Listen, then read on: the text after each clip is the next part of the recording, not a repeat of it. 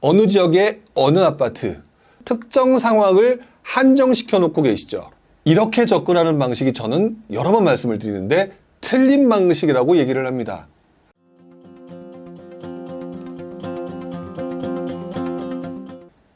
자, 이제 질문 올라온 것들을 좀 보도록 할 텐데요. 자, 이성화님께서 첫 번째로 올려주셨던 질문을 한번 보려고 합니다. 성화님께서 연일 갱신하는 분양가, 자재비, 인건비 등 앞으로 분양가는 더 떨어지기 어렵다는 평이 많은데 시장이 분양가를 받아주지 않는다면 지금보다 낮은 분양가가 나오지 않을까요? 과거 사례는 어땠는지 궁금해요 라고 말씀을 좀 드렸는데, 자, 여러분들의 심리 상태를 먼저 보도록 하려고 합니다. 무슨 말을 드리고 싶은 거냐? 자, 여러분들은요, 떨어지게 되면 한번 질문을 한번 받아볼까요? 여러분들이 지금 서울 아파트가 뭐 한 10억 전후 또는 12억, 10억 이러죠? 여러분들이 이제 굉장히 침체기가 왔습니다. 그렇다면 여러분들은 서울의 분양가가 얼마 정도까지 떨어지기를 원하시는지 한번 올려봐 주셨으면 좋겠어요. 한번 저도 궁금하거든요. 여러분들 얼마나 떨어졌으면 좋겠다? 얼마 정도 떨어져야 된다고 생각하십니까? 한번 질문을 드릴 테니까 한번 올려봐 주셨으면 좋겠어요. 자, 스타벅스님 7억, 쭌파님 10억, 제제님 8억, 상상이사님 7억, 엔스님 9억, 키키님 6억, 대충 6억에서 10억 정도 선의 언더에서 이야기가 진행되고 있습니다. 그렇다면 어떤 부분을 생각해야 되냐? 질문 하나를 받더라도 되게 조금 더 세부적으로 한번 생각을 하고 설명하게끔 하는 게 맞는 것 같아서 그렇게 했는데, 여러분들이 건설사라고 얘기를 해보겠습니다. 지금 그냥 평균적으로 한 12억, 13억이라고 칠게요. 각종 비용이나 이런 것들이 올라가는 상황이라고 해야 되겠죠? 자, 그러면 여러분들 건설 경기가 되게 안 좋아서 살아남아야 됩니다. 자, 그렇다면 여러분들은 얼마의 분양가를 책정해야 됩니까? 한번 할지 한번 생각해서 올려주세요. 제가 여러분들이 서로 다른 입장에서 생각해 보게끔 유도하는 거거든요. 지금 건설회사의 지금 CEO고 건설회사의 담당자입니다. 지금 건설 경기 각종 이것저것 많이 올라서 또 지금 많이 분양을 해야 되는데 경기 되게 안 좋아요. 분양은 해야 되겠고 먹고는 살아야 되겠어요. 그러려면 어떻게 분양을 해야 될 것 같습니까? 자, 스타벅스님 10억, 아까 7억 얘기하셨었죠. 라랄라니 12억님, 샤사님 9억 있죠. 자, 그러면 지금 보게 되면 여러분들과 건설사의 갭이 상당히 크죠. 그쵸? 그리고 건설사 입장에서는 지금 현대사원님께서는 버틸 때까지 버틸 것 같아요 라는 얘기를 써주셨는데, 바꿔 말하면 분양가 높여놓고 개겨보겠다, 뭐 이런 얘기라는 거죠. 자, 이 말은요, 제가 무슨 말을 드리고 싶으냐면 서로 입장이 다를 때 갭이 매우 크다라는 얘기입니다. 그렇기 때문에 저는 아까 최저가 6억 나오셨죠? 아까 키키님인가요? 지금도 8억 얘기하셨는데, 건설사는 손해보는 장사를 하기 싫어하고 더더구나 이익을 극대화시키려고 하고 있는데 시장이 안 좋다 보니까 줄일 땐 줄이더라도 최소화시켜야 된다고 생각을 하죠.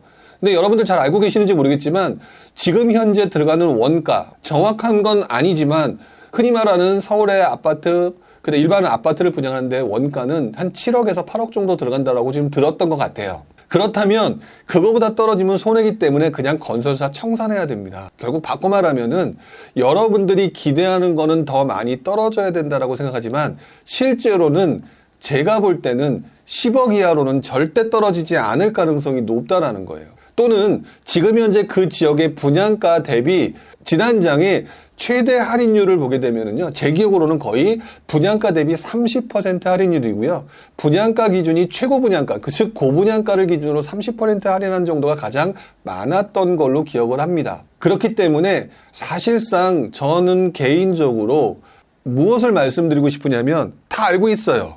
인플레이션 때문에 가격이 올라간다라고 얘기하는데 여러분들은 옛날 10년 전에 분양가에서 조금 인정을 해주고 몇 푼 더 붙여서 6억, 7억 정도의 분양하기를 원했는데 그게 지난장의 제 모습하고 비슷해요. 근데 실제로 떨어지는 구조를 보게 되면은요, 떨어진다 하더라도 지금 고분양가에서 한 30% 정도 수준에서 떨어지기가 쉽지 않는 것 같다라는 게 제 경험입니다. 그렇기 때문에 여러분들이 그 부분에 대해서 생각을 좀 해주셨으면 좋겠고요. 내가 원하는 수준으로 기다리지 마라. 왜? 인플레이션 효과라고 하는 부분들을 생각해서 지금 현재 들어가는 원자재 가격의 상승이라는 부분을 생각을 하게 되면 떨어진다고 해서도 별로 크게 떨어지지 않는다라는 생각을 하셔야 돼요. 자, 그래서 이성환 님의 질문에 답을 다시 한번 해본다면 앞으로 분양가는 더 떨어지기 어렵다는 평이 많다라고 하셨고요. 시장이 분양가를 받아주지 않는다면 지금보다 낮은 분양가가 나오지 않을까요? 라고 하면서 분양가를 낮춰서 공급하게 되면 누군가는 거봐라 집값이 떨어졌다 하기 때문에 분양가를 무조건 낮춰서 분양을 하는 게 아니라요. 분양을 어쩔 수 없이 최소한 감당할 수 있는 적정 수준, 별로 떨어지지 않는 수준에서 분양을 해놓고 깜깜이 분양이라고 하죠. 벌떼 분양이라는 거 들어보셨나요? 그래서 미분양 난 상태에서 할인 조건을 붙여가는데 공식적으로 세상에 알려지진 않죠. 이렇게 하면서 분양가를 할인해주는 형식으로 분양을 해주는 행동을 보일 가능성이 매우 높습니다. 정식적으로 분양가가 주변의 그때 가격 대비해서 비슷하거나 약간 낮은 수준으로 하고, 그 다음에 고분양가로 분양했던 아파트들은 그때 기준으로 해서 주변 시세에 맞춰서 할인 분양을 해준다는 가정하에 비슷한 가격대에 책정하는 그런 방식으로 가게 된다는 것이죠. 그렇다면 여러분들이 원하는 6억대, 7억대, 8억대 가격대로 내려오는 게 아니라 이 상태로 한두 명 깜깜이 분양과 벌떼 분양과 세상 잘 모르는 부분들이 한 채, 두 채 사줄 때까지 시간으로 견디는 타이밍으로 그건 가게 된다는 것이죠. 그리고 입지가 나쁜 곳들은 분양을 안 하겠죠? 입지가 좋은 것만 분양을 하겠죠? 입지가 나쁜 곳에 있는 것들은 거래가 안 되겠죠? 그러면서 그 지역들은 속된 말로 초토화가 되는 상황이 만들어지는 경우가 있었어요. 자, 그러니까 이성환 님이 말씀하신 지금보다 낮은 분양가로 나온다? 나오긴 할 거예요. 근데 여러분들이 기대하는 수준은 절대 아닐 거다가 정상이고요. 그리고 욕심부리지 마세요. 더 떨어질 거라고 얘기한다? 제가 처음에 투자할 때 서울 수도권, 서울에 있는 아파트 24평 기준으로 1억대 초반이었습니다. 24, 5평 기준으로. 근데 지금 얼마라고 하면은 다 10억대 전후가 어쨌든 9억대, 8억대, 9억대, 10억대 나오죠? 1억대 절반이었던 게 인플레이션과 기타 여러 가지 상승률에 맞춰서 올라왔던 것이고, 중장기적으로 보게 되면 이게 안 떨어진다고요. 그렇기 때문에 낮은 분양가라고 하는 부분들을 너무 큰 기대로 하지 않으시는 게 좋다라는 말씀을 좀 드리고요. 자, 뚱이뚱사님이 그렇다면 이렇게 얘기를 합니다. 고천자이 8억이라는데 적정 가격일지 청약을 고민 중입니다. 라고 얘기를 하셨단 말이죠. 고천자이가 아마 고천에 있는 그 옆에 신동아 아파트 바로 옆이죠. 제가 듣기로는 지금 현재 가격이 7억대가 정상 가격이라고 들었습니다. 그거보다 1억이 비싸다라고 얘기하는 거죠. 그렇다면 요즘 같은 혼동기에 분양가가 1억이 더 높거든요. 수요가 따라붙는 수요가 많아야지 신축에 대한 선호도가 높아지면서 피가 붙으면서 올라가게 되는데, 시장이 혼동기고 들어올 사람이 뒤에 받쳐준다는 보장이 없는 경우에는요, 가격이 어디에 수렴을 하게 되냐면요, 주변 가격에 수렴을 하게 되는 경우가 많습니다.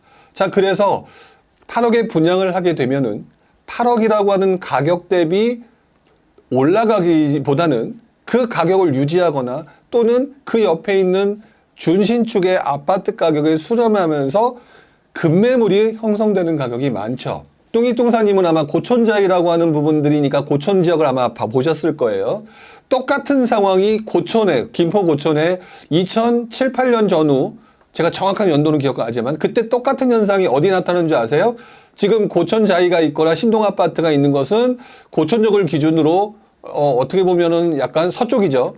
동쪽 한강변을 보게 되면은 바로 앞에 무슨 아파트가 있냐면 동일 하이빌과 그 뒤에 동부 센트레빌 아파트, 또 그 옆에 월드 메르디앙이라는 아파트가 있습니다. 당시 월드 메르디앙은 아파트가 고분양가로 분양을 했던 아파트예요. 그리고 동일 하이빌이나 고천 동부 센트레빌보다 더 늦게 분양했던 아파트니까 훨씬 더 신축이었죠. 그렇기 때문에 뚱이뚱사님은 무엇을 보셔야 되냐면은 시장이 좋지 않았을 때 바로 지금 말씀하신 고천에 있는 동부 센트레빌과 동일 하이빌과 월드 메리디앙의 가격을 서로 한번 비교해 보시기 바랍니다. 좋지 않았던 하락장, 침체장에 나타났던 현상이 10여 년 전에 여러분들의 선배들이 했던 행동이기 때문에 청약을 고민 중이다라고 얘기하시는데, 실제로 제가 뭘 말씀드리고 싶으냐, 청약을 하려는 이유가 수익을 내기 위해서 분양권 전매 이런 것들을 목적이라고 하면 저는 하지 말라고 얘기를 하는 입장이고요. 왜냐면 상승장 후반부에 그런 현상들이 나타났을 때 사실 그 옆에 있는 아파트가 사실 금액으로 더 싼데 거기 안 들어간 이유가 뭘까요? 욕심부리겠다는 얘기거든요. 그렇기 때문에 저는 그 부분에 대해서 본인이 무엇을 할 사람인지를 얘기하지 않고서는 정답이 나올 수가 없다라고 말씀을 드리고 싶어요. 청약을 고민 중이다. 내가 고민하고 있는데 그 목적이 뭐냐는 거죠. 그 목적에 따라서 그거에 대한 답이 달라진다는 거. 그 부분을 기억하셔야 된다는 거. 뚱이뚱상님이 결정을 하셔야 될 부분은 공부하기 싫어도 제가 지금 말씀드렸죠. 바로 그 동쪽 한강변에 있는 아파트 가격에 2006년부터 2009년, 10년, 11년 그때까지 시세 한번 비교해 보시면 그때 신축 분양 아파트 가격 어떻게 나왔고 어떤 식으로 가격이 형성됐고 주변 가격들은 어떻게 움직였는지를 꼭 보실 수 있을 거다. 다른 지역도 마찬가지입니다. 밑에 스타벅스님이 제 동탄 2지구 분상 아파트 분양받는 거 어떻게 생각하시나요? 라고 얘기를 하셨습니다. 자, 그런데 지금 두 분 다 뚱이뚱상님 그 다음에 스타벅스님이 뭐라고 표현을 하고 계시냐면 어느 지역의 어느 아파트, 어느 지역의 뭐뭐에 해당되는 아파트라고 하는 특정 상황을 한정시켜 놓고 계시죠. 이렇게 접근하는 방식이 저는 여러 번 말씀을 드리는데 틀린 방식이라고 얘기를 합니다. 왜 그러냐면 제가 흔히 말하는 사이클이라고 하는 부분을 굉장히 많이 말씀을 드리는 사람들이잖아요. 이 사이클을 보면서 시장 상황의 변화에 있어서 투자를 해야 되는 입장. 왜냐하면 수익을 극대화할 수 있는 걸 찾아야 되니까 사이클이라는 걸 제가 얘기를 하는 건데. 그런데 특정 지역의 특정 상품, 아파트를 지정해 놓고 나게 되면은요. 문제가 아파트를 평가하기가 되게 어려워지는, 왜? 사이클에 맞지 않는 상황이 만들어지기 때문에. 한번 예를 들어 보겠습니다. 스타벅스님 집 거 얘기를 했으니까 동탄의 분양가 상한제 아파트를 분양받는다라고 얘기했던 거. 분양가 상한제라는 거는 분양가를 낮춰서 한계를 잡아놨다는 것이죠. 상대적으로 싸다는 얘기입니다. 그러니까 왠지 그걸 받아야 될 것 같은 거예요.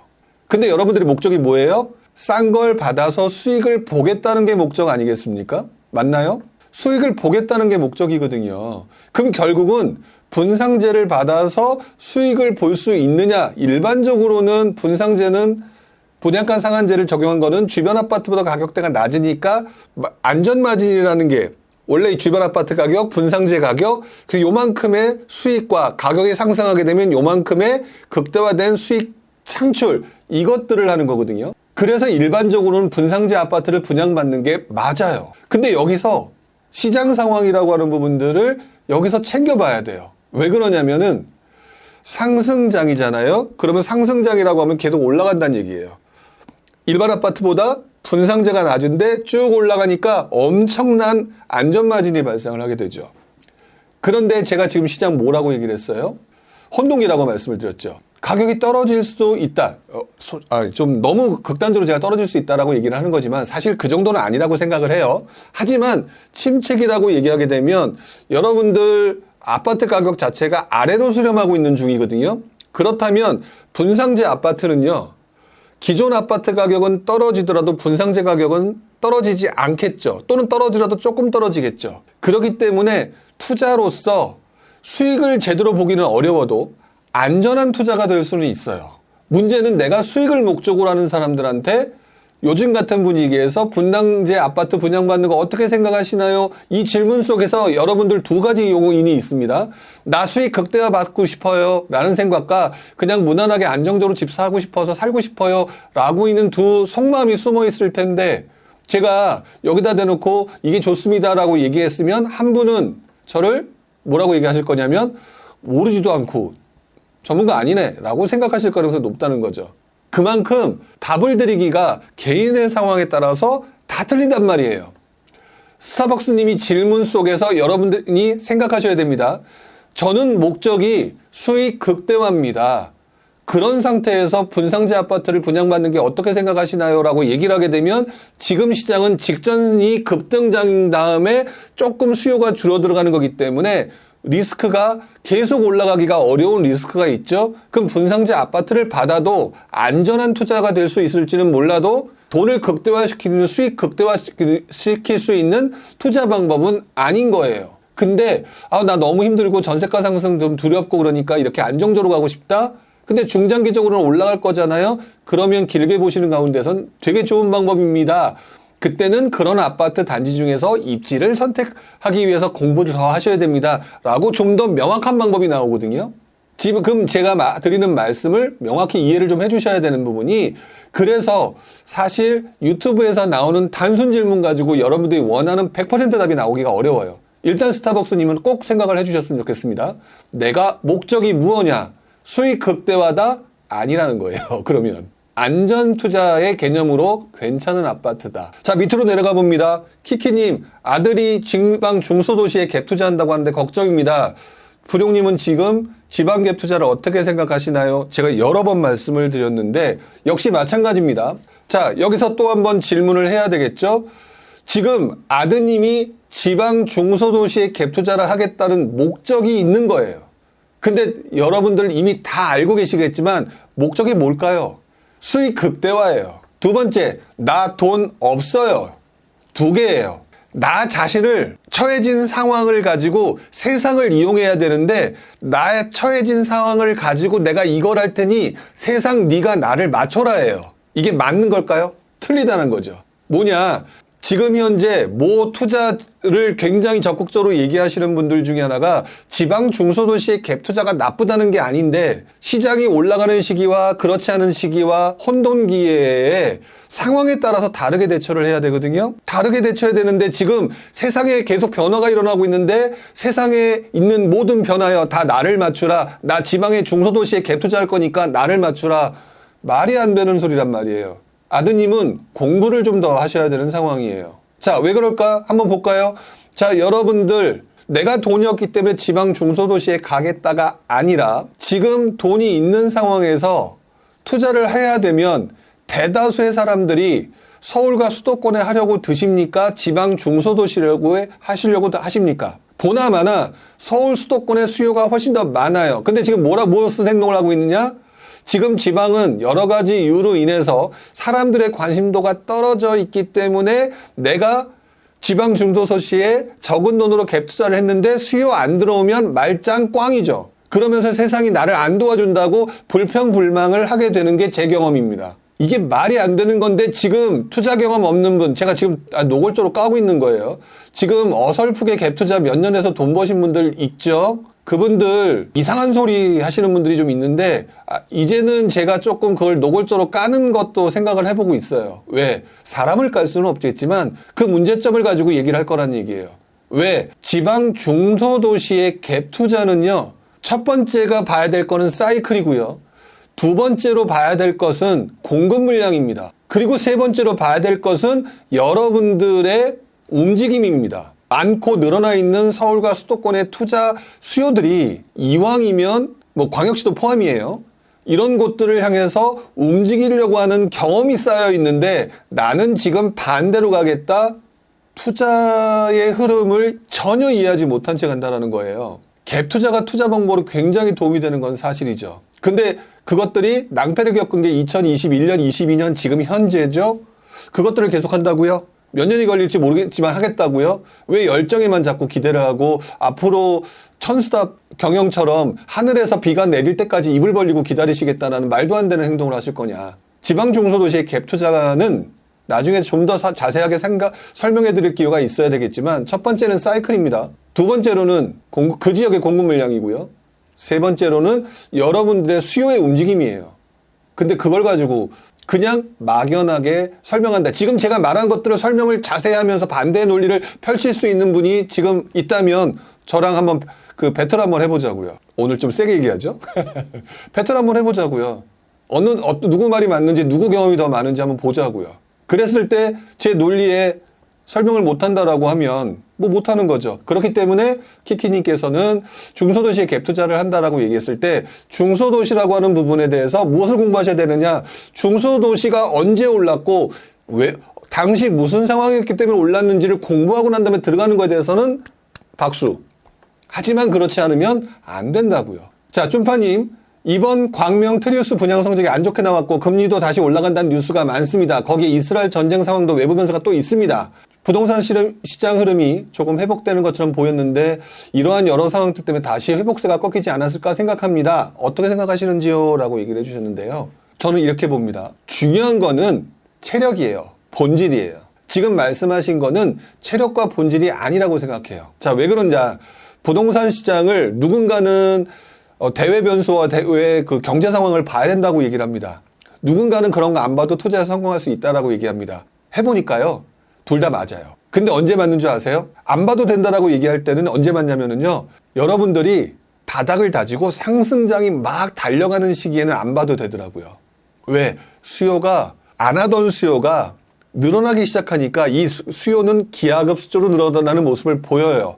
외부 변수 그냥 다 무시해버릴 수 있을 정도의 힘입니다. 자, 그런데 시장이 상승장이 한참 진행됐어요. 속된 말로 살 사람들 다 샀어요. 웬만한 사람 샀어요. 이럴 때는요, 너무 많이 올랐기 때문에 주저하는 사람들이 생기는 가운데서 나타나는 외부 변수들 있죠.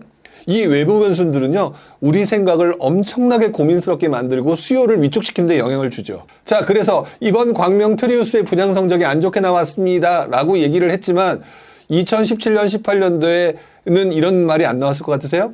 광명 트리우스의 분양 실적이 안 나왔다라고 얘기했던 것처럼 그 당시에 서울에 있는 아파트 경쟁률 낮아졌고 미분양 발생됐습니다. 있었다니까요. 똑같은 상황이었다고요. 근데 여러분들이 그걸 해석을 못하는 거예요. 왜 그러느냐? 그때는 없던 수요가 늘어나는 시장이었고 바닥을 다지던 상황이었고, 그리고 그때는 전쟁 같은 거 외부 상황 없었을까요? 있었을 거라고요. 근데 지금 왜 갑자기 평상시에는 관심도 없는 이스라엘 전쟁 상황에 대해서 얘기하느냐? 지금 체력이 떨어져 있는 상황에서 그런 외부 변수가 부딪혀 왔을 때 엄청난 충격으로 다가오기 때문이죠. 자, 그렇기 때문에 지금 부동산 흐름이 조금 회복되는 것처럼 보인다라고 얘기하는 부분, 다시 회복세가 꺾이지 않느냐라고 하는 부분, 제가 맨날 얘기하는 게 이 부분이죠. 조심해야 되는 시기가 맞다. 이스라엘 전쟁 상황과 뭐 기타 외부 상황, 미국의 금리 인상도 중요한 부분이지만 그 부분보다 더 중요한 부분은요, 시장 사이클이라고 제가 표현하는 것 중에 지난 10년간 많이 올랐기 때문에 여러분들이 돈 들여서 샀고 체력이 많이 약해져 있다가 본질이에요. 이 약해져 있는 본질에 외부 충격이다. 여러분들 감기 몸살 걸렸을 때, 또는 굉장히 몸이 약한 그 나이가 많아서 노인성 질환 때문에 고민하는데 코로나 걸리면 죽잖아요. 이런 상황이 만들어지는 상황과 왜 뭐가 다르냐? 다르지 않다. 이거예요. 전반적으로 외부 상황 같은 것들이 악재로 다가오는 상황이긴 하지만 중요한 거는 지금 현재 이런 상황에 우리가 영향을 받는 것들은 지금 부동산 기초 체력이 많이 떨어져 있기 때문이라고 보시면 될 것 같아요. 근데 그러면 그렇다면 무서우니까 피해야 된다? 아니라니까요. 제가 왜 지금 기다리라고 얘기하거나 조심스러워 한다고 얘기를 해요? 왜? 그거 못 모르고 들어가는 수많은 사람들이 있기 때문에 그때 다시 한번 시장이 재편되고 싸게 사서 비싸게 팔 수 있다라고 하는 기본 원리가 맞아떨어지는 시기가 온다고요. 2020년, 21년 때 제가 제일 답답해하면서 속상했던 부분이 바로 그 부분인데 이해를 해주신다니까. 그래서 지금 제가 조금 더 세게 얘기하는 건지도 모르겠습니다. 자, 토리버님 거 한번 보도록 할까요? 2년 후에는 상승되어 있을 거라고 입주량처럼, 뭐 이게 뭔 말일까요? 전세가 상승 선집인 판단인데 부룡님 의견은 어떠실까요? 제가 무슨 말인지 제가 조금 이해를 잘 못했는데 일단은 그냥 이렇게만 좀 말씀을 좀 드리겠습니다. 입주 물량이 줄어들고 있는 상황이죠. 앞으로도 부족해지죠. 자, 그렇다면 전세가가 상승할 가능성이 높다라고 얘기를 했는데 전세가 상승이 발생된다고 바로 투자 포인트가 아니에요. 왜냐면 또 그 와중에서도 여러 가지 변수에 의해서 오를 때 그냥 일직선으로 오르는 게 아니라요. 왔다 갔다 떨어졌다 올랐다 떨어졌다 올라갔다 하는 것들이 반복되면서 몇 개월간 우상향 또는 1년간 우상향이라는 그래프를 보입니다. 그것들을 보고 진입해도 늦지 않는다고 저는 생각이 들어요. 밑으로 내려가기 전에 지금 갑자기 지금 여기 화면에 보이는 거, 윌슨킴 님이 있는 거, 말씀하신 거 한번 제가 제 의견을 좀 드려야 되겠죠. 체력 회복할 시간이 필요한데 공급 부족이 다가오고 있습니다. 침체기가 짧을 수도 있지 않을까요? 라고 얘기하셨는데 맞습니다. 뭐냐면 체력이라고 하는 건 이 사람과 비교해서 보면은 체력을 회복할 기회가 있어야 된다고 하지만 부동산 시장의 가격이라고 하는 것들은 사람이 아니죠. 공급 부족이라고 하는 부분이 영향을 미친다라고 한다면 그 침체기가 짧을 수 있다라고 얘기하는데 여러분 한 가지 좀 기억하셔야 돼요. 짧을 수 있을까라고 하는 그 기대 심리 속에는 무슨 말을 하고 싶은 게 있냐면 상승장이라고 하는 것들을 기대하면서 아마 질문을 던지셨을 가능성이 높다고 생각하는데 지난 전세 가격이 상승했던 시기가 2009년부터 그리고 2015, 16년도까지도 계속해서 올랐었죠. 그러면서 서울 같은 경우는 평균 그 매매가 대비 전세가 상승률이 40%에서 평균치니까 70%에서 80%대까지 올라오는 기간이 10, 11, 12, 13, 14, 15, 16년, 한 5, 6년, 6, 7년이 걸렸다는 거죠. 그렇기 때문에 5, 6년과 6, 7년이 걸려주는 시간 동안은 우리들은 흔히 말하는 침체장이라고 표현을 하죠. 하지만 이 시기에도 당시 매매가 대비 전세가 비율 때문에 투자자들은 여전히 투자를 열심히 잘하고 있었던 시기가 있기 때문에 침체장이라고 투자를 못하는 건 아니고요. 또 한편으론 말씀하신 것처럼 공급 부족이 예전보다 더 심화될 수 있다라고 한다면 5년에서 7년이 아니라 그 기간이 단축될 수도 있겠죠. 하지만 누군가는 그 기간을 침체기라고 부를 수 있을 거고요. 그렇기 때문에 혹시 머릿속에서 집값이 오르는 상승장을 생각한다라고 얘기하게 되면 전세 가격이 상승하는 시기는요, 기본적으로 우리가 알고 있는 상승장과는 달라요. 그 부분을 기억하셔야 됩니다. 즉 침체장에도 전세가를 이용한 투자라는 상품, 투자가 방법이 만들어진다의 개념이지 가격이 오른다라고 하는 쪽으로 너무 접근하지는 않으셨으면 좋겠고, 그리고 기간이 단축될 수는 있다라는 것도 한 번은 맞다 생각해 주실 필요가 있을 것 같아요. 자, 마지막으로 한번 스타레이크님 질문을 읽어보도록 하겠습니다. 안녕하세요. 보금자리론에 의해서 시장의 유동성이 확대되었기 때문에 2023년 반등장이 왔다는 시장 의견이 있습니다. 제 개인적인 의견은 2023년 반등장은 특례 보금자리 혜택을 받지 못하는 잠시를 비롯한 상급지가 먼저 움직였기 때문에 특례 보금자리론이 2023년 반등장의 직접적인 원인이 아닌 것 같은데 저의 의견이 궁금합니다 라고 얘기하셨는데, 그냥 갑자기 든 생각부터 얘기를 하겠습니다. 이런 거에 신경 쓰시는 거 별로 좋아 보이지는 않습니다. 왜 그러냐면 그거 맞추는 게 무슨 의미가 있으며 그것을 가지고 고민을 해봤자 무슨 의미가 있느냐라는 생각을 해볼 필요는 있는 것 같아요. 물론 이제 이 자체를 고민하는 게 문제가 있는 게 아니라 저는 그런 생각을 하는 거죠. 이것에 맞고 틀림을 갖다 따질 이유는 없다. 왜냐하면 제가 예전에 이것을 하면서 맞고 틀리고 옳고 그름을 자꾸 따지려고 하는 그 제 버릇이 있어서 그 걱정 때문에 던지는 말씀이다라는 거. 자, 그런데 저는 그렇게 생각을 합니다. 닭이 먼저냐 달걀이 먼저냐의 문제일 뿐이다. 지금 말씀하신 것처럼 특례보금자리론이 그 시장 유동성이 확대되었다. 근데 본인께서는 잠시를 비롯한 상급지가 먼저 움직였기 때문이다. 근데 내 자신이 주장하는 논리가 맞다라는 것도 함부로 얘기할 것도 아니고요. 누군가 말하는 의견도 틀릴 수 있다라는 것을 그냥 인정하시면 되는 것 같아요.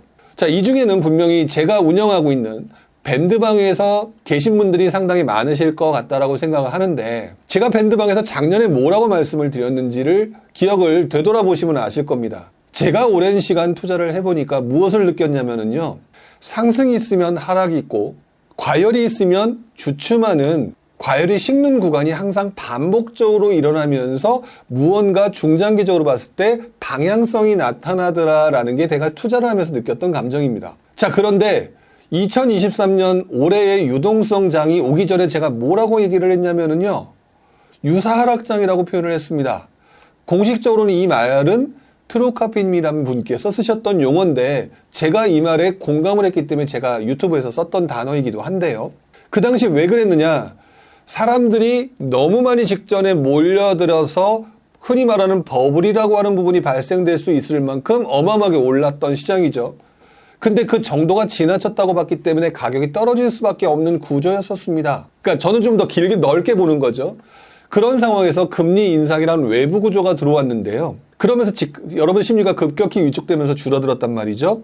그런데 그 와중에 떨어진 가격이요, 20% 30% 정도 될 정도로 어마어마하게 떨어졌어요. 그러니까 여러분들은 놀랬죠. 주식시장의 폭락처럼 우와 부동산도 큰일 나는구나 라고 얘기했는데 부동산이 그렇게 탄력적인 시장이 아니거든요. 그런 상태에서 떨어졌다는 얘기는 굉장히 심각한 심리 위축일 가능성이 높기 때문에 주식에서 말하는 데드캣 바운스처럼 심리 회복이 나타나면 살아날 수밖에 없고 정부가 무슨 행동을 하느냐에 따라서 달라질 것이라고 봤거든요. 근데 작년 이맘때 밴드방에서 제가 뭐라고 말씀을 드렸냐면은 작년 7월인가 6월인가 제가 정확히 기억하지 않지만 조금씩 시장 분위기가 심각해지는 상황이 되고 거래량이 줄어드니까 무엇이 만들어졌느냐? 지방장부터 풀기 시작합니다. 그랬더니 막 그때 뭐 대구 풀고 그러니까 대구행 뭐 이런 거 짤 돌아다니고 그랬죠. 그런데 그런 것들이 발생하면서 결국 올 하반기까지 이어지면서 조금씩 풀었다는 거죠. 그러면서 모든 지역을 강남 4구를 제외한 나머지 지역들을 다 풀었잖아요. 그게 올 초잖아요. 그리고 그 과정에서 차근차근 여러분들의 물줄기를 돌려주기 위해서 했던 것이고, 그런 가운데에서 여러분들을 움직이는데 가장 큰 영향을 미치는 대출 유동성을 건드렸다라는 거예요. 자, 그런데 스타레이크님은 잠시를 비롯한 상급지가 먼저 움직였기 때문에라고 표현을 해주셨는데, 글쎄요, 상급지가 움직였던 이유가 특례보금자리론으로 인해서 그것을 살려고 하는 사람이 늘어났다라는 의견인지 아닌지는 제가 잘 이해를 못했습니다. 중요한 거는 제가 본 오랜 경험에 의해서 말씀을 드리자면은 원래 상급지가 반등장이 보일 때 먼저 튀는 것들은 기본 원리더라고요. 그렇기 때문에 그 부분들이 영향을 주었을 수는 있으나 이것 때문에 이것이다, 이것 때문에 이것이다 라고 하는 것들은 굉장히 위험한 발상일 수도 있다는 생각이 들어요. 그 부분만 잘 받아들여주고 이해를 해주신다면 저는 뭐 큰 문제는 없다고 생각합니다. 중요한 거는 작년부터 시작해서 지금까지 유동성이라고 하는 걸 푸는 과정 때까지 우리가 모르는 사이에 웬만큼 많이 풀렸기 때문이죠.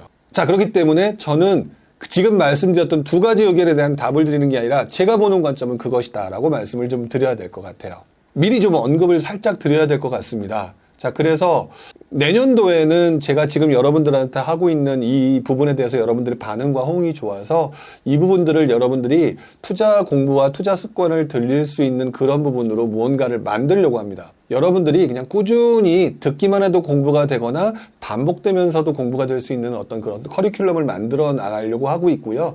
여기서는 유튜브에서는 여러분들한테 질문과 응답을 조금 더 많이 받으면서 뼈 때리는 소리 위주도 하고 가끔은 설명도 드리고 이런 식으로 좀 하려고 해요. 내년 초에는 유튜브에서는 부동산 노포를 조금 좀 바꾸고요. 지금 제가 진행해드리는 모든 내용들을 하나의 커리큘럼화해서 한번 만들어 볼까 지금 준비하고 있습니다. 가만히 있어도 여러분들이 꾸준히 들으면서 공부가 되는 자, 그런 부분들을 준비하고 있으니까 그런 부분들이 만들어지면 오픈하도록 할게요. 자, 오늘 고생 많이 하셨고요. 다음 주 다시 한번 여러분들의 질의응답을 받는 시간을 듣도록 하겠습니다.